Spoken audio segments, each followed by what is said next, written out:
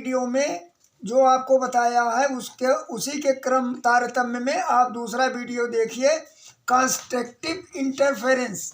Constructive माने अब दो आवेशों का कभी कभी कंस्ट्रक्शन होता है और कभी कभी डिस्ट्रक्शन होता है। कंस्ट्रक्शन होने की दशा में मैंने यहाँ बताया गर्त और श्रृंग और इस तरीके चलने की बात बताई। अब समझ लीजिए कि कंस्ट्रक्शन इंटरफेरेंस की बात हो रही है। तो कंस्ट्रक्शन जब होगा जब ये जो तरंग चल रही है इस तरीके की, दूसरी तरंग सोर्स से जो निकल रही है इस तरीके से, वो एक ही दिशा में आकर के ऊपर की ओर दोनों आकर के यहाँ मिल गई। तो यहाँ इंटेंसिटी ऑफ लाइट की तेज हो गई और यहाँ काफ़ी चमक आ गया। और अगर एक ऊपर को आया और यही तरंग नीचे से आकर हो गई, जिस तरीके इसको मैंने एलाबोरेट किया पॉइंट Y1 को, ये मान लीजिए P Q R तीन बिंदु हैं। Q पर इस तरीके के इंटेंसिटी हुई कि ये दोनों, एक ऊपर से आई एक नीचे से आई, एक का श्रृंग एक का गर्त, तो इसमें धन ऋण को जोड़ने पर 0 हो गया। तो इस जगह पर लाइट की इंटेंसिटी बहुत कम होगी और लाइट की इंटेंसिटी जब कम होगी तो यहाँ अंधेरा दिखाई देगा, यहाँ चमकता हुआ दिखाई देगा, फिर इधर चमकता हुआ दिखाई देगा और कोई बिंदु हो तो अंधेरा। इसका रिजल्टेंट जब हम निकालेंगे डिस्प्लेसमेंट, तो हम उसके लिए सूत्र लिख रहे हैं y = y1 y2 y3। अब डिस्ट्रक्टिव और कंस्ट्रक्टिव और डिस्ट्रक्टिव दोनों इंटरफेरेंस के बारे में आप जान लीजिए। जहाँ इंटेंसिटी ऑफ लाइट की तेज हो रही है इसका मतलब वो संपोषी व्यतिकरण है, और जहाँ कम हो रही है वहाँ विनाशी व्यतिकरण है।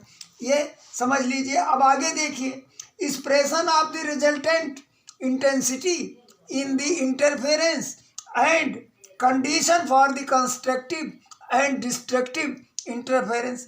अब उसको निकालने के लिए डिस्प्लेसमेंट को हम एक समीकरण देने जा रहे हैं आपको, कि किस तरीके से किसी पार्टिकल पर जब तरंग जाकर टकराई तो उसका डिस्प्लेसमेंट हुआ। तो डिस्प्लेसमेंट को मैंने y से रिप्रेजेंट किया है। रिजल्टेंट y का वैल्यू क्या होगा तरंगों के परिप्रेक्ष्य में, उसको हम बताने जा रहे हैं। बहुत सावधानी से और ध्यानपूर्वक सुनिए। दो तरंग जिनके आयाम A1 और A2 हैं, एक साथ एक दिशा में चल रही है, एक साथ एक दिशा में चल रही है। y1 तथा y2 इसका विस्थापन है या डिस्प्लेसमेंट है। तो इसका फेज और इसका फेज फाई है। जैसे मान लीजिए ये A2 और A1 दो तरंगे हैं, इसका फेज फाई है और इस रिजल्टेंट इसका यहाँ से वो, और इसको मान लीजिए P है, यह रिजल्टेंट है। तो any superposition of wave resultant displacement of any particles particular place y = y resultant निकलेंगे तो लिखेंगे तो y = y1 + y2, जैसा कि मैंने यहाँ ऊपर बताया है, अगले वीडियो में बताया है। = a1 sin wt + a2 sin wt + theta. ये y डिस्प्लेसमेंट का समीकरण हमको क्या मिला? दो, एक तो A2 से एक A1 से दोनों को के योग से मिला। अब माना A1 and A2 cos phi = a cos theta, समीकरण नंबर 3, तथा A2 sin phi = a sin theta, समीकरण नंबर 4। अब 3 और 4 को इस इक्वेशन में रखने पर हमको रिजल्टेंट क्या मिला?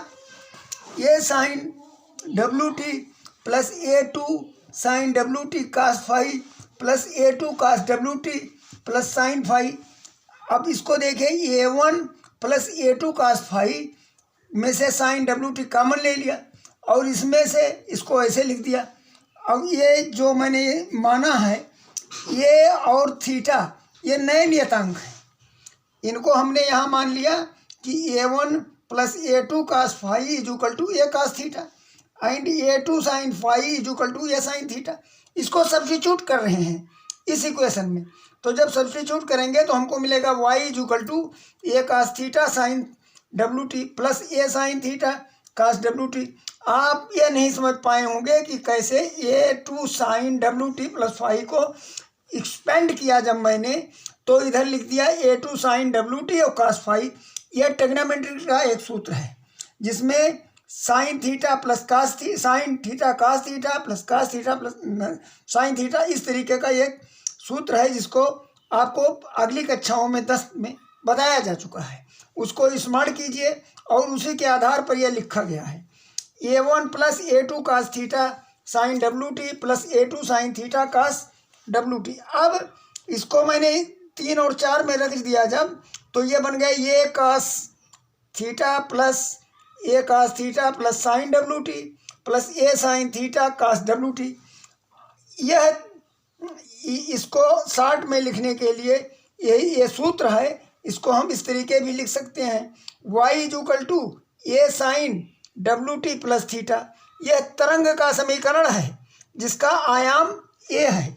यह मैं बताने की आपको कोशिश किया हूँ कि तरंग का क्या समीकरण है जिसको जो y डिस्प्लेसमेंट में निकाला जा सकता है। जैसे कोई तरंग चली और उसका डिस्प्लेसमेंट इस तरीके हुआ, जो जिसका विवरण मैंने शुरू में किया है, और अगली जानकारी मैं अगले वीडियो में दूंगा। कृपया आप इसको देखिए और समझने की कोशिश कीजिए। अगर आपके समझ में आ गया है तो इसी तारतम्य में मेरे अगले वीडियो को देखने का कष्ट कीजिए। इसको लाइक और सब्सक्राइब कीजिए।